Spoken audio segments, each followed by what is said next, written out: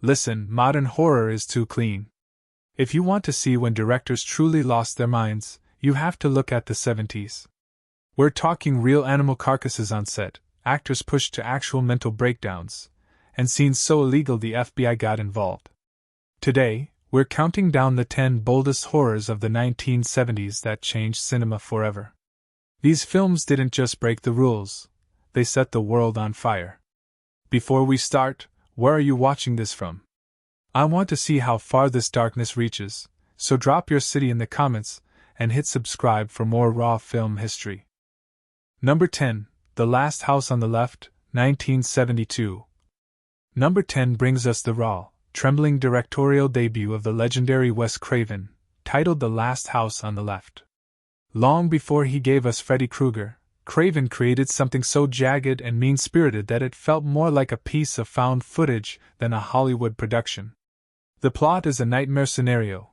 2 teenage girls headed to a concert are kidnapped by a gang of sadistic convicts, led by the terrifying Krug. After a series of brutal humiliations, the girls are murdered in the woods, but the story takes a dark turn when the killers unknowingly seek shelter at the home of one of the victims' parents. What follows is a descent into primal, domestic vengeance that shocked the world. What makes this film so bold is Craven's background. He was a former humanities professor who was deeply affected by the violence of the Vietnam War. He wanted to strip away the fun and glamour of movie violence, showing it as something clumsy, painful, and deeply repulsive. The production was a hotbed of psychological tension. To ensure the fear was authentic, Craven forbade the actors playing the victims from socializing with the actors playing the criminals. This created a genuine atmosphere of hostility on set. Here's a fun fact that sounds like a movie plot itself. The film was so intense that when it was submitted to censors in the UK, they didn't just want to cut scenes, they wanted the entire film destroyed. In some US theaters, the projectionists were so horrified that they actually tried to steal the film reels to prevent people from seeing it. To market the movie, the studio came up with the famous tagline. To avoid fainting, keep repeating, "It's only a movie, only a movie." But for the people on set, it felt very, very real. One of the actors was so traumatized by his own performance that he almost quit the industry entirely right after the final wrap. Number 9, Island of Death, 1976. Number 9 is a film that defines the word shameless. In every sense of the word, Nico Mastarakis' Island of Death. Set against the breathtaking, sun-drenched backdrop of the Greek island of Mykonos, the film follows a young, attractive couple who look like typical tourists. However, beneath their beautiful exterior lies a pair of psychopathic religious zealots who believe they have a divine mandate to cleanse the island of anyone they deem a sinner, which, in their eyes, is basically everyone. This movie is a relentless, high-speed assault on every social and cinematic taboo imaginable. It's nihilistic, deeply perverse, and features a level of graphic content that makes modern torture porn look like a Saturday morning cartoon. It doesn't just push the envelope, it shreds it and throws it into the Aegean Sea. The story behind the making of this film is perhaps even more insane than the movie itself. Director Nico Mastarakis was reportedly broke and desperate for a hit. After seeing how much money the Texas Chain Saw Massacre was making, he decided he could do it better, or at least, more offensively. He sat down and wrote the entire script in just 1 week with a single goal: to pack as many unfilmable things into 90 minutes as possible just to see if he could get away with it. Because the budget was almost non-existent, the crew had to resort to some truly bold methods. Here's a wild fun fact: the film was so notorious that it became one of the primary targets of the British video nasty panic in the 80s. Mastarakis later admitted that he was actually surprised he wasn't arrested during the filming in Greece, as they were filming incredibly graphic and sacrilegious scenes in public spaces. The lead actor was so terrified that the film would permanently blackball him from the industry that he insisted on using a pseudonym in the credits. Years later, the film has become a cult classic for those who want to see exactly how far 70s exploitation cinema was willing to go for a buck. Number 8, The Hills Have Eyes, 1977. Number 8 takes us back to the twisted mind of Wes Craven, proving that his debut wasn't just a fluke of cruelty. This time, he moved the horror from the suburbs to the desolate, sun-bleached deserts of Nevada with The Hills Have Eyes. The story follows a typical American family, the Carters, who are traveling to California when their station wagon crashes in a remote nuclear testing zone. They soon realize they aren't alone. They are being hunted by a clan of savage, inbred cannibals who have lived in the hills for generations. This film is the ultimate civilization versus savagery nightmare.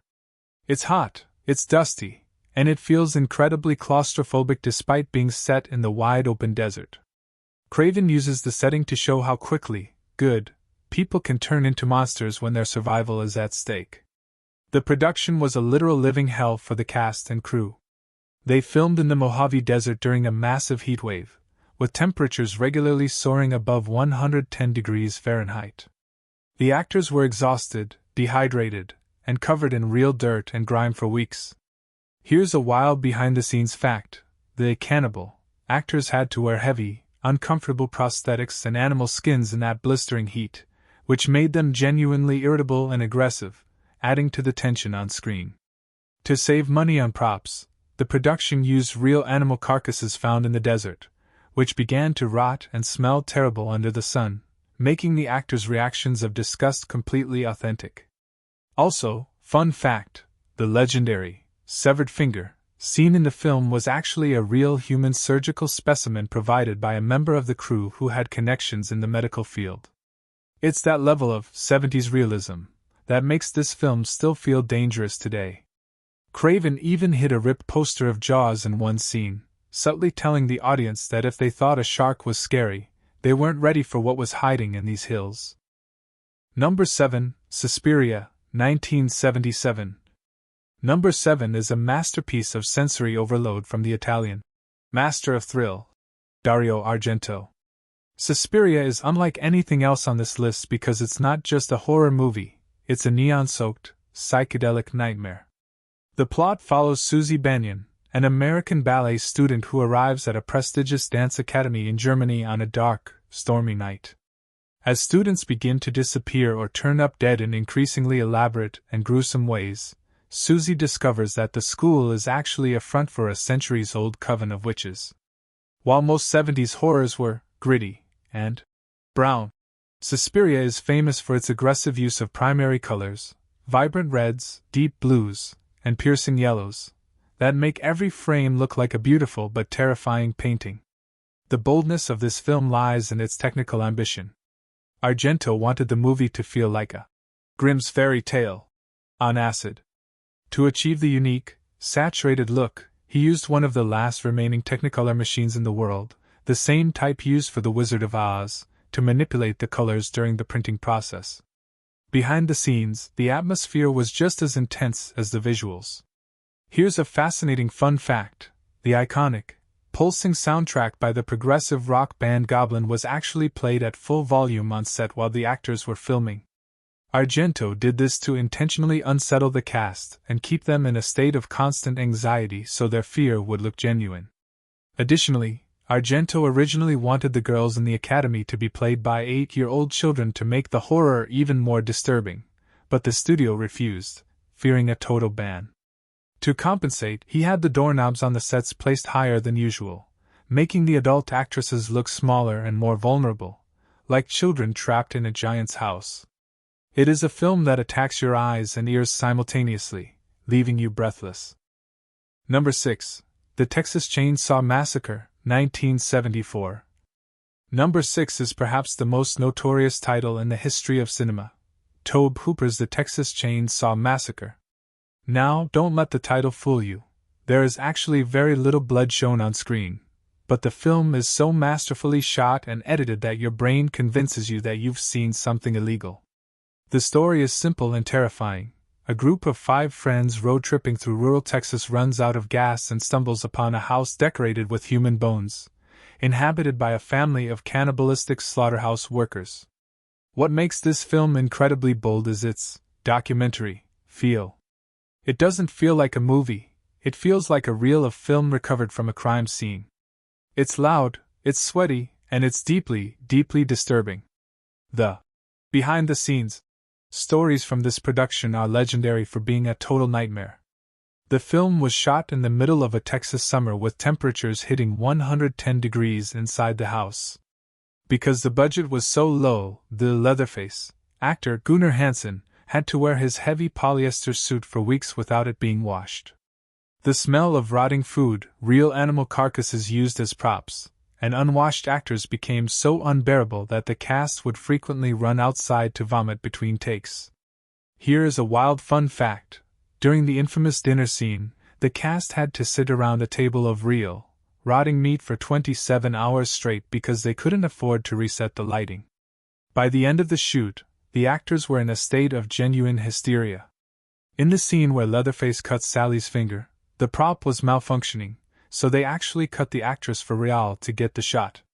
When you see her screaming in that movie, it's not just acting, it's the sound of a person who has reached their absolute breaking point. Number 5, Dawn of the Dead, 1978. Number 5 is George A. Romero's magnum opus, Dawn of the Dead. While the 60s gave us the birth of the modern zombie, the 70s gave us the zombie apocalypse as a grand, bloody epic. The story follows a small group of survivors who take refuge in a massive suburban shopping mall while the world outside collapses into chaos. This film is bold because it wasn't just a horror movie, it was a biting satire of American consumerism. Romero was showing us that even in the face of the literal end of the world, humans would still flock to the mall because that's the only place they feel safe. It's a mix of extreme comic book style gore and deep philosophical questions about what it means to be human. The production of this film was a massive undertaking.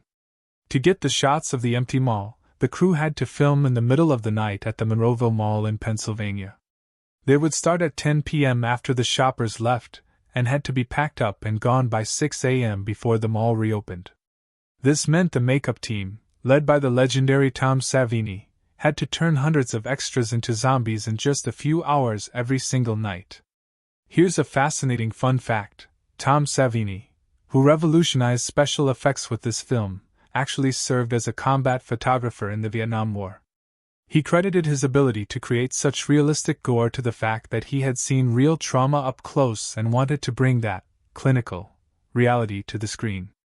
Another crazy detail, the blood used in the film was a very specific fluorescent red mixture that looked like paint. Romero did this on purpose so the film would look more like a living comic book, to avoid an X rating, but the censors were still so horrified that the film was originally released without a rating at all, which was a huge financial risk at the time. Number 4, Jaws, 1975. Number 4 is the film that literally invented the summer blockbuster, and made a whole generation afraid to go into the bathtub, let alone the ocean. Steven Spielberg's Jaws is a masterclass in tension, but its boldness actually came from a place of technical disaster. The plot is legendary. A giant, man-eating great white shark begins terrorizing the beaches of Amity Island, forcing a police chief, a scientist, and a grizzled fisherman into an epic battle on the high seas. While it's a thriller at heart, the horror elements, the silent, underwater POV shots and the brutal opening attack, shook the world. What was truly bold here was Spielberg's decision to film on the actual open ocean instead of a controlled studio tank, something almost no director was crazy enough to attempt at the time. The behind the scenes of Jaws is one of the most famous survival stories in Hollywood history. The mechanical shark, which the crew nicknamed Bruce, constantly malfunctioned because the salt water corroded its electronics. It would sink to the bottom of the ocean or just stop working in the middle of a shot. Here is a fascinating fun fact.